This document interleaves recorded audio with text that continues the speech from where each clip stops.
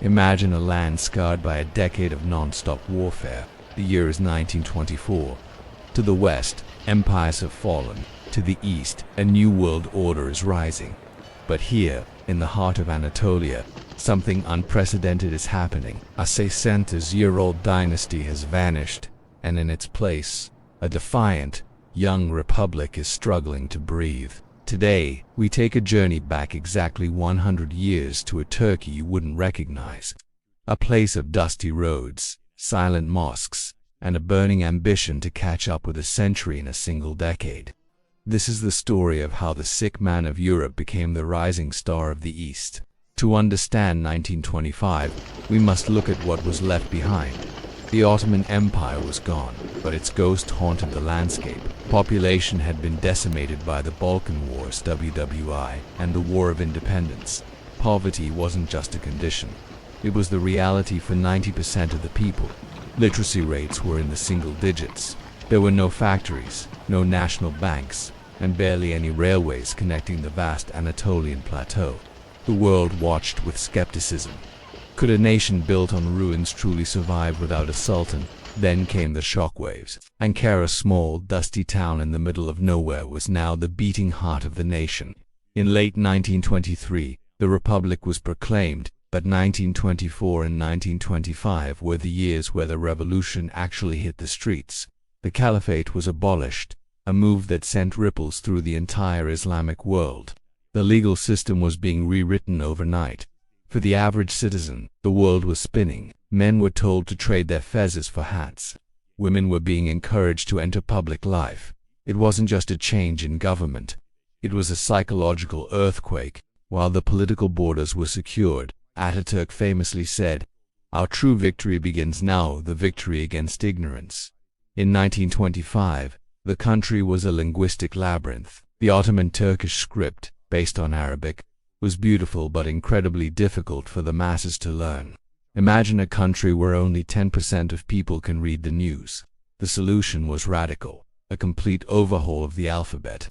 But before the letters changed, the mindset had to change. People's schools, Millet Mekplori, began popping up in every village for the first time. Grandfathers and grandsons sat on the same wooden benches, learning to write their own names. If you walked through the streets of Istanbul in 1920, a woman's presence in professional life was almost non-existent. Fast forward to the mid-1920s, and the change is jarring. This was the era of the new woman. Laws were passed granting women equal rights in divorce and inheritances before many European nations. We see the first female lawyers, the first female pilots, and even the first world-class Turkish opera singers. This wasn't just about fashion. It was about reclaiming half of the nation's brainpower. The black veil was giving way to the bob haircut and the cloche hat of the roaring 20s. But a nation cannot live on ideology alone. Turkey was starving for production. In 1924, there wasn't a single factory producing sugar in the entire country. Everything was imported. The government's response, the national economy drive, they didn't just build factories, they built communities. From the Alpalu sugar factory to the Niseli calico factory, these were the cathedrals of the new republic. Even the railways, once owned by foreign powers, were being bought back, kilometer by kilometer. This was a bootstrap economy building a modern industrial state from the ground up, with almost zero foreign debt. To understand Turkey in the mid-1920s, you have to look at the fascinating tension between two cities. On one hand, you have Istanbul, the ancient, majestic, and slightly weary capital of empires. Istanbul in 1925 was a city of ghosts and glamour. The grand hotels of Pera were filled with Russian refugees fleeing the revolution, European diplomats, and the new Turkish elite. Jazz was echoing through the halls of the Pera Palace, and the scent of French perfumes mingled with the salty air of the Bosphorus. But Istanbul was also mourning its lost status. Then, there was Ankara. In 1924, Ankara was little more than a dusty, sun-drenched village in the heart of the Anatolian steppe. But it was here that the future was being engineered. Imagine the scene. Diplomats and young bureaucrats living in modest rooms, walking through muddy streets to reach the parliament building. There were no grand avenues yet. just a feverish energy of construction. Architects from all over Europe, especially from Germany and Austria, were arriving with blueprints for a modern city. They weren't just building offices. They were building the symbol of a new, secular, and rational state. By 1925, the first modern apartment buildings and the famous Ankara mansion began to rise, standing as monuments of defiance against the old world. This contrasted nostalgic beauty of Istanbul and the raw, dusty ambition of Ankara defined the Turkish psyche of the century. The revolution wasn't just seen, it was heard. Before 1923, the soundscape of Turkey was dominated by the haunting melodies of Ottoman classical music and religious chants, but the new republic wanted a different rhythm, one that synced with the pulse of the modern world. This was the era when polyphonic music was introduced to the masses. The state sent talented young musicians to Paris and Berlin to learn Western composition. When they returned, they didn't just play Mozart. They blended Anatolian folk songs with symphonic arrangements. In 1925, a revolutionary device began to appear in the coffee houses of Istanbul and Ankara: the radio. Imagine a group of men who for centuries had gathered to listen to a traditional storyteller, now huddling around a wooden box to hear news from the capital or a concert from Vienna. It was a window to a world that had been closed to them for generations. At the same time, the arts were flourishing. The first exhibitions of modern Turkish painting and sculpture were being held. For the first time in centuries, the human figure was being depicted openly and celebrated. Statues began to appear in public squares, a massive shift in a society that had avoided figurative art for religious reasons. These statues weren't just art, they were statements of presence. They said, "We are here, we are modern, and we are not going anywhere." Every painting, every broadcast, and every concert was a brick in the wall of the new Turkish identity. But a nation cannot live on ideology alone. Turkey was starving for production. In 1924, there wasn't a single factory producing sugar in the entire country. Everything was imported. The government's response, the national economy drive, they didn't just build factories, they built communities. From the Alpalu sugar factory to the Niseli calico factory, these were the cathedrals of the new republic. Even the railways, once owned by foreign powers, were being bought back, kilometer by kilometer.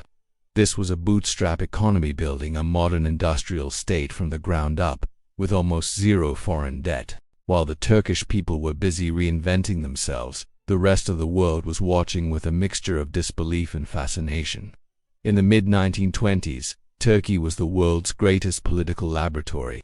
Foreign journalists flocked to the new capital, Ankara, trying to understand how a nation that had been the sick man of Europe for a century could suddenly show such vitality. In 1923 and again later in the decade, Mustafa Kemal Ataturk appeared on the cover of Time magazine.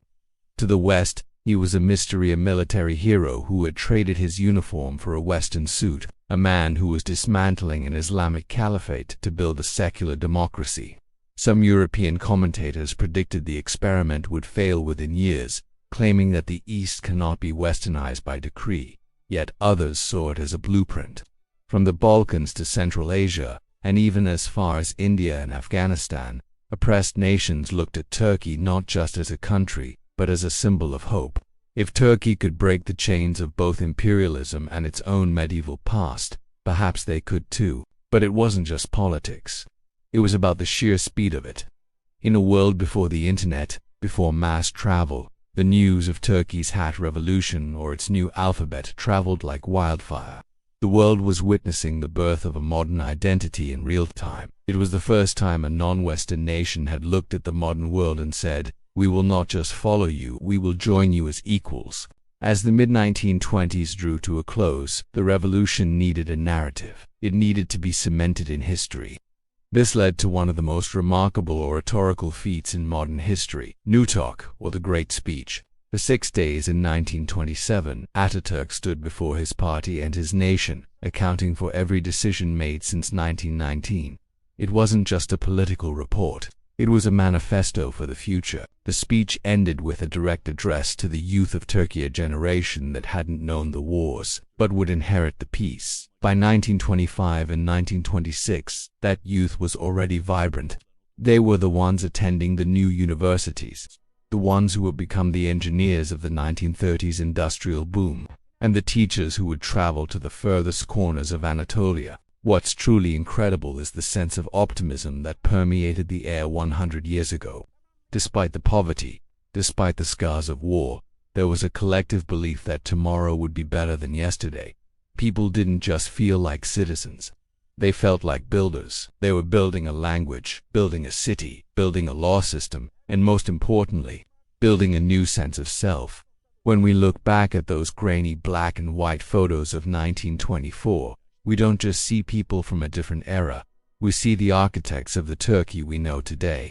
They were living in a transition period that most countries take centuries to complete, and they were doing it in the blink of an eye. A century has passed since those dusty roads of Ankara began to turn into boulevards. Today, Turkey is a G20 economy, a bridge between continents, and a complex modern nation.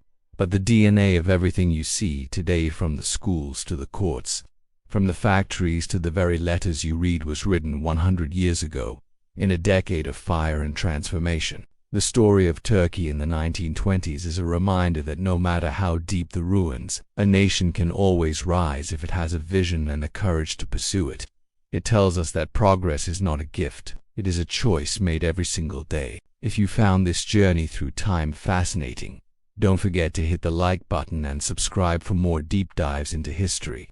And I want to hear from you. Which of these 1920s reforms do you think was the most daring? Let us know in the comments below. Thank you for watching, and we'll see you in the next chapter of history.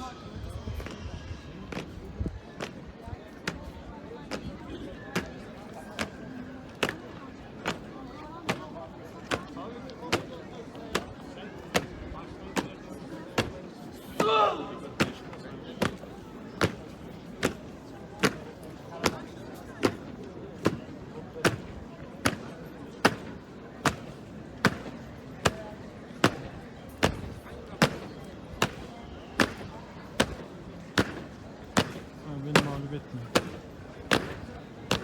Vatan size, milletler, Mehmetçikler. Kaçırtmış!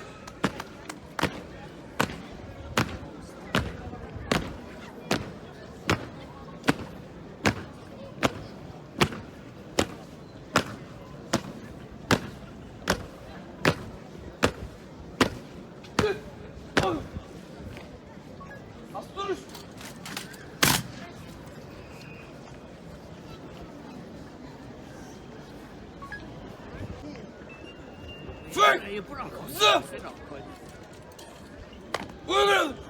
Marş!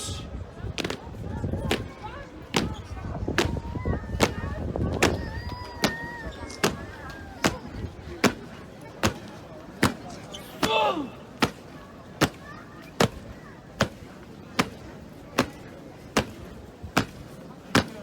Sola çek! Marş!